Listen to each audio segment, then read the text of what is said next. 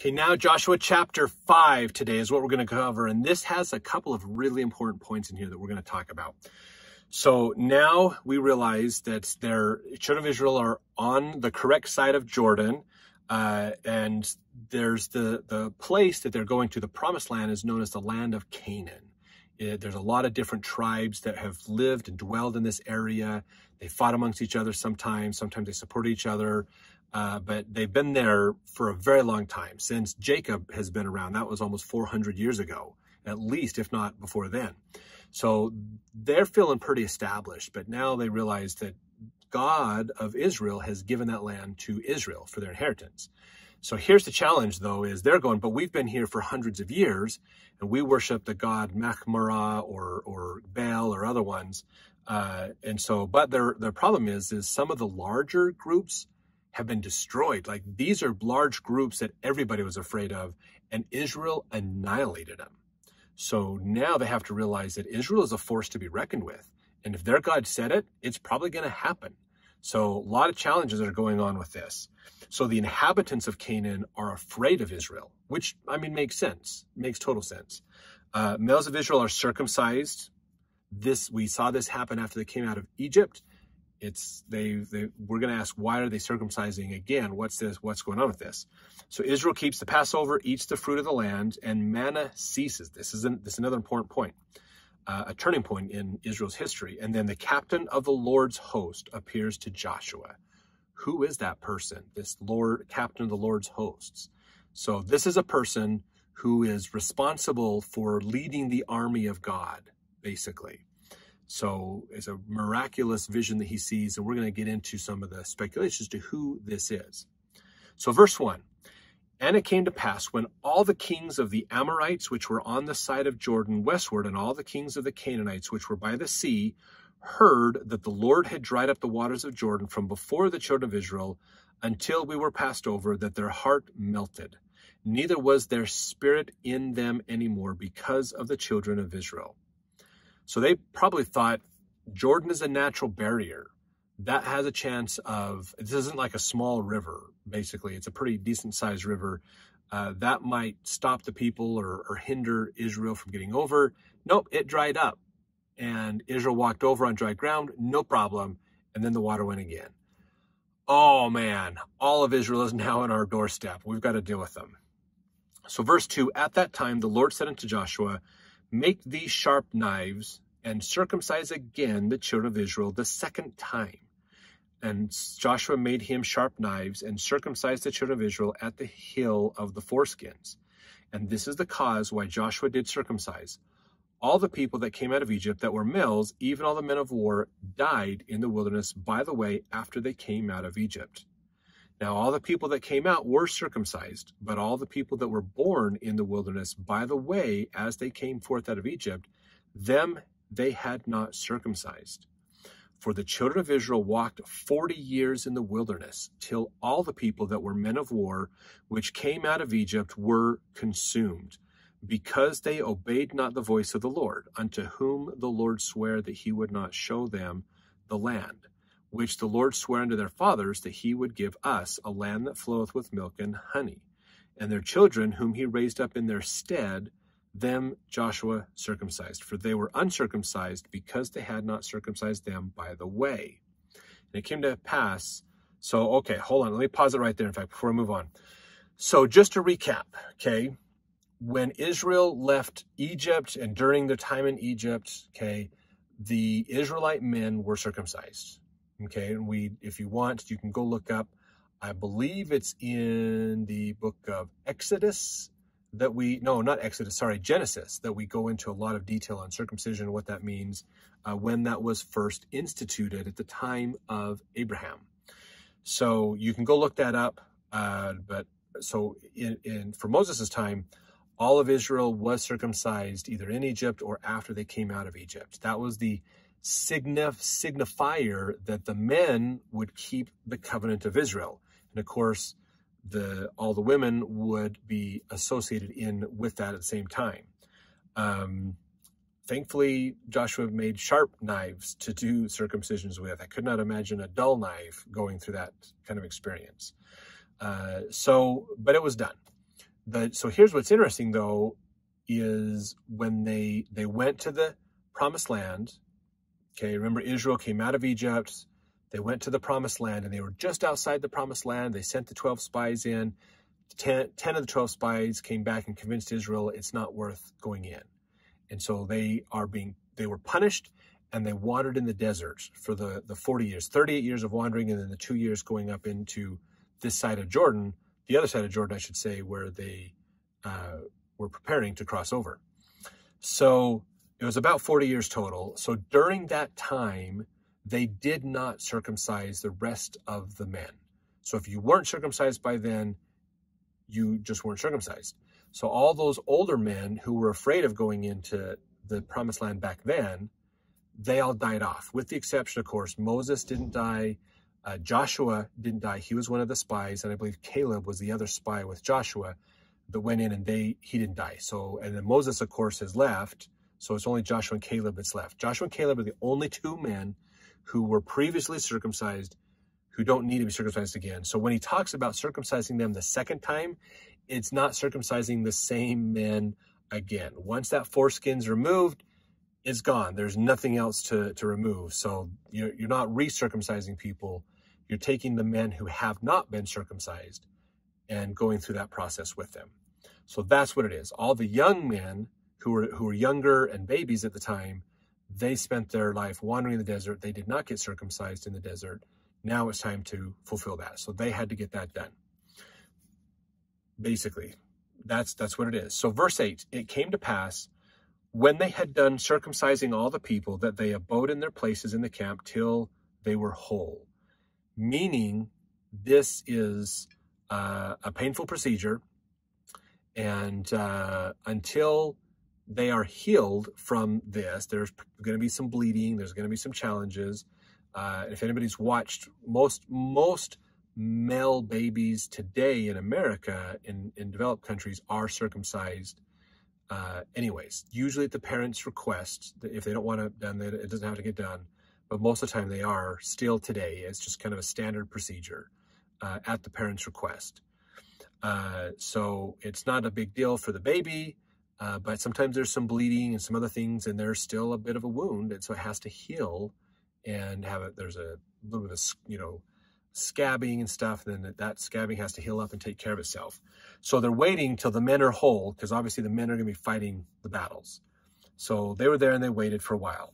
If you remember, Jacob's 12 sons, Reuben and Gad and a couple others, remember, they destroyed an entire civilization this way. They circumcised all the men and then killed all of them because no one could defend themselves. So they're waiting till the men are prepared, basically. All right, verse 9, and the Lord said unto Joshua, this day have I rolled away the reproach of Egypt from off you. Wherefore, the name of the place is called Gilgal unto this day. And I believe you can actually look that up on a map, and it'll tell you the name of the place. It's still on a map today, if I remember right. Verse 10, the children of Israel encamped in Gilgal, kept the Passover on the 14th day of the month at the even in the plains of Jericho. So they're there. They are in Gilgal. They've come over. They've done the oblations and things that Moses told them to do. They did the circumcisions, which probably took some time to get through all those men to do it. They are waited for them to heal. They're doing their traditions, the Passover feasts and all those things. They're following all of those rules while they're here, and they're camped in the plains of Jericho. So they're out kind of a ways from the city, out in the plains areas, but it's probably considered a province of Jericho, but that's where they're at. And I'm sure Jericho is sweating this whole time going, when is Israel going to come attack us? Oh my gosh, this has probably got them on pins and needles. Verse 11, now they did eat of the old corn of the land on the morrow after the Passover, unleavened cakes and parched corn in the self same day. Now this is the corn, this is the food that was on the land when they crossed over. Okay, very, very important. Verse 12, and the manna ceased on the morrow after they had eaten of the old corn of the land. Neither had the children of Israel manna anymore, but they did eat of the fruit of the land of Canaan that year. So this is important, okay? For 40 years, Israel had manna to eat. This is that miraculous bread, or kind of a sweet substance. Some people think it's kind of a honey-like substance that literally they woke up in the morning, they walked outside their tent, and there it was on the ground. They just had to go pick it up. They could only pick up what they needed for the day. Any manna that they tried to keep for the next day would spoil at the end of the day and go bad. So they couldn't preserve it. They couldn't build up a food storage of it, basically. They only got what they needed for the day, and that was it. And there was no more. Now, with the exception of Sunday, the Sabbath day, not Sunday necessarily, but the Sabbath day that they honored, that seventh day of the week didn't get any manna. But on Saturday, they got double manna. So they actually would keep enough to have food for Sunday. But again, any food that they kept on Saturday stayed till Sunday, but went bad Sunday night. So they couldn't carry it over except for that one unique time of the Sabbath. That's what they did for 40 years. So most of the children of Israel have lived their life eating manna, literally eating from the hand of God as he gives them just what they need and nothing else. Now they come into this land that has food everywhere around them, lots of abundance. And so now they're actually eating of the food that's growing in these area in Canaan.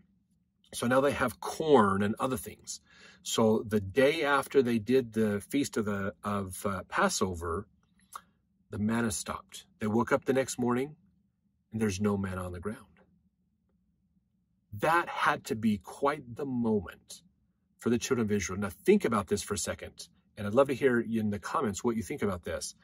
What if you had lived your whole life walking out your tent every morning, collecting manna, and then storing it for the day and dividing it up to eat it for each meal for the day. And then you do that every single morning, your whole life. And now for the first time in your life, you wake up, you get out of your tent, there's no manna at all. That had to be a little scary for some of Israel going, oh my God, God is not feeding us anymore.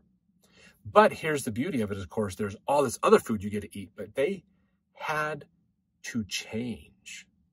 They had to do something different, okay? And there's an important point in here for us. Is one thing to realize is that God does help us and help us a lot.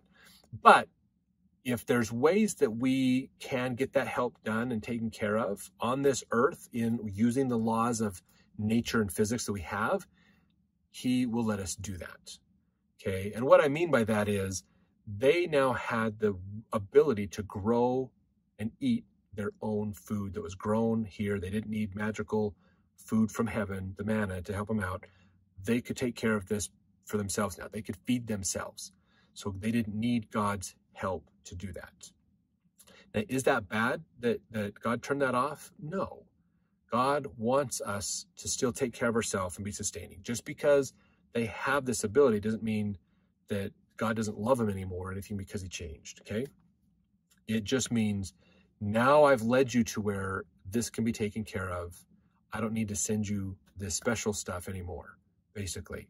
We see this actually in the book of Ether, in the book of Mormon, the brother of Jared, where he has two problems that he needs to be solved. There needs to be, remember, they're building the turtle boats to go sailing across the ocean with after the destruction of the Tower of Babel and things from the early book of Genesis. They need light to see and they need air to breathe. Okay, God solves the air problem because these are boats that they've, other than other than Noah's boat, okay, the big boat that Noah made, that's the only experience they've really have with boats is things like that. So building these turtle type boats that are like almost like a submarine, they're going to be under the water just as much as above the water. That's a different type of boat. They can't put windows on them, and the plans that they were given don't call for that. There's a door for them to get in and out, but it's sealed. It's watertight. So there's no light getting in and there's no air getting in. So what did they do about this? They had to go to God, and God answered the question for him, but he didn't answer the light question. And so Brother Jared had to answer that himself. So we're going to talk more about that in the Book of Mormon videos as well. But it's important, there's a good principle in here for us to realize that if God knows we can solve our own problem, he expects us to go that way. So when we pray to God to ask for help in our life, he expects us to do things to help out. Now, if it's something that we can't help out, then he will step in and do more miraculous things for us.